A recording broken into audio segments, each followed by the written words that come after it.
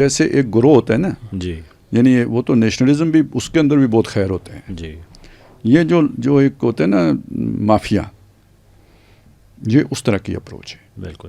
یہ کوئی nationalist approach بھی نہیں ہے. اور سر ایک پھر مافیا والی اپروچ ہے. مافیا جا کے گٹھ جوڑ کر رہا ہے ایک ہندو کے ساتھ. ہاں جی. نہیں ہندو نہیں، اس بدلے کو ہندو نہیں سر، نہیں یہ بھی میرے خیال میں ہمیں اس کے اوپر کلیئر ہونا چاہیے. اور لوگوں کو ہندو سے کرے تو کوئی مسئلہ نہیں ہے، ایک خالصتاً وہ ہندوتوائی جو گروہ کے ساتھ جس کا ایجنڈا یہ ہے کہ بر صغیر کے اندر کسی مسلمان کا وجود برقرار نہیں رہنا چاہیے، یعنی کہ ہندو زائنسٹ ان کے ساتھ جا کے ان کے ساتھ جا کے بیٹھ کے اس اچھا کو وہ جو چیز ہے نا یہ والی جو میں آپ کو بتا رہا تھا نا کہ ایک دیکھیں آپ اسلامی سوچ تو کھڑی ہوگی نا اللہ کے تقویٰ پر. بالکل. تو جو آپ نے معاہدہ کیا اس کے بارے میں آپ نے کیا کرنا ہے؟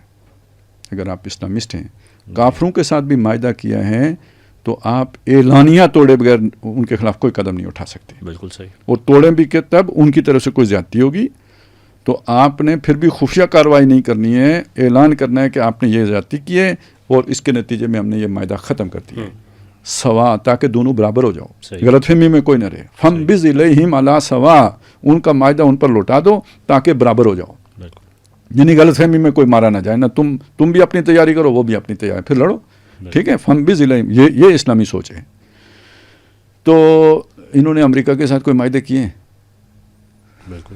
ان معاہدوں میں یہ شامل نہیں ہے کہ آپ عبوری حکومتیں آپ نے جا کے الیکشن کرانے ہیں. آج تک ان الیکشنوں کی طرف کیا پیش قدمی کی ہے؟ اور آپ کی سرزمین سے کسی قسم کی دہشت گردی دنیا میں یہ دوسرا معاہدہ ہے. ٹھیک ہے، تو وہ تو پہلے دن سے انہوں نے شروع کرائی ہوئی ہے یا نہیں کرائی ہوئی پاکستان میں؟ یہ تو کوئی فرق نہیں ہے ان میں اور میں، یہ سب TTP والوں نے ان کی بیعت کی ہوئی ہے. یہ تو کہہ ہی نہیں سکتے کہ وہ علیحدہ ہیں ہم علیحدہ ہیں، اب تو بالکل نہیں کہہ سکتے.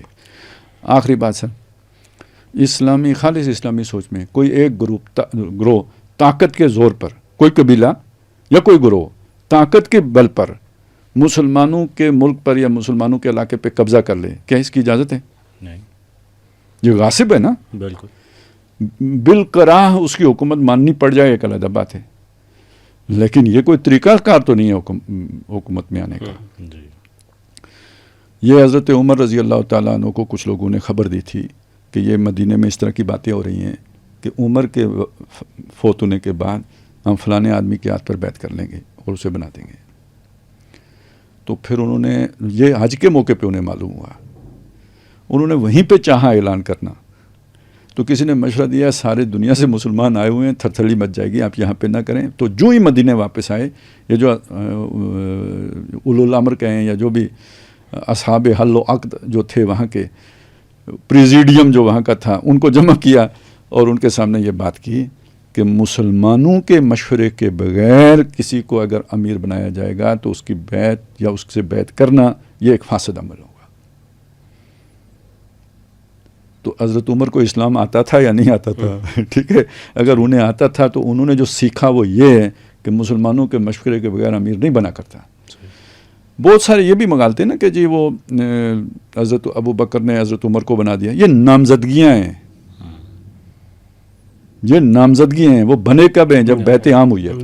نامینیشن. ٹھیک ہے، یہ نومینیشن ہیں. وہ جو کمیٹی بنائی تھی وہ بھی نومینیشن تھی. ٹھیک ہے. اب اس کے بعد یہ جو بیچ میں آ گیا نا نظام، جب وہ جو نومینیٹڈ ہے بادشاہ کا وہی آئندہ کا ولی عہد ہے اور جو ولی عہد ہے وہی بادشاہ بنے گا، تو اس کو تو کسی نے خلافت نہیں مانا نا. پھر خلافت راشدہ، پھر جا کے حضرت عمر بن عبدالعزیز کو مانا. تو کیوں مانا؟ چاچا نے ان کو نامزد کیا تھا. جب چاچا فوت ہو گیا انہوں نے لوگوں سے کہا کہ میں چاچا کی وصیت کی بنیاد پر تمہارا خلیفہ نہیں بننا چاہتا، تم اگر مجھے بناؤ گے تو میں قبول کروں گا، وگرنہ میں نہیں لیتا. اب لوگوں نے کہا جی ٹھیک ہے ہم آپ کو مانتے ہیں.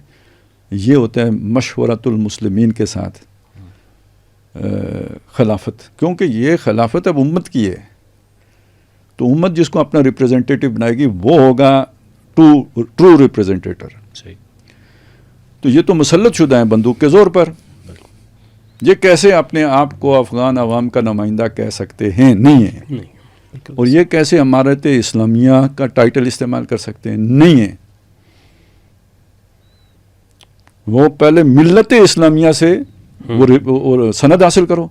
جب وہ سند مل گئی اس کے بعد آپ کہیں کہ جی ہم ہیں امارت اسلامیہ افغانستان. اب وہ جائز بات ہے, دھوکہ نہیں ہے, اس میں کوئی مغالطہ نہیں ہے. لیکن ملت افغانیہ سے وہ والی جو ہے نا سند حاصل کیے بغیر آپ اپنے بل پر تبھی کہہ سکتے ہو کہ آپ نبوت کا دعویٰ کرو کہ اللہ نے مجھے بنایا ہے. تو وہ کر کے تو پھر چلے دیکھتے ہیں, ہمارے ہاں تو کچھ لوگوں نے کیا تھا, تو ہمارے آئین میں تو وہ کافر ہوتا ہے. یہ چیزیں لوگوں کو معلوم ہی نہیں, تو خواہ مخواہ ملت اسلامیہ کی عمارت ان کے گلے میں لٹک گئی ہے. بندوق کے زور پہ تو ملت اسلامیہ نہیں بنتی. اچھا ویسے یہ بھی دلچسپ چیز ہے خالد صاحب کہ ملت چلے عمارت اسلامیہ بھی قائم ہو گئی, امیر المومنین بھی بن گئے, لیکن بارڈر وہی والی ہے, وہ جو ظاہر شاہ کے دور میں جو ہے نا, اس بارڈر سے باہر امیر المومنین نہ بیعت لیں گے نہ ان کی ویسے ڈیورنڈ لائن کو نہیں مانیں گے, وہ اس کو. اچھا یہ بھی مزے کی بات ہے, دیکھیں ڈیورنڈ لائن انگریزوں نے بنائی, تو وہ جو باقی ادھر ازبکستان کے ساتھ اور اس کے ساتھ ہے, وہ کس نے بنائی ہے؟ وہ مطلب آپ کے ایلڈرز نے بنائی تھی یا وہ بھی انگریزوں نے بنائی تھی؟ وہ منظور ہے, یہ نہیں منظور ہے. سوویت یونین نے بنائی تھی اس لیے وہ. اور کیا اگر اس طرف تاجک ہیں تو اس طرف نہیں ہے, اس طرف ازبک ہیں تو اس طرف نہیں ہے, اس کو بھی نہ مانو نا کہ اس طرف بھی ازبک رہتے ہیں. وہ تو سر وخان کوریڈور جو پورا ہے وہ تو ساری قوم وہ ہے جو ادھر یہ گلگت کی سائڈ کی, گلگت سکردو والی, پاپیری جو ہے, تو وہ اخوان تو نہیں ہے.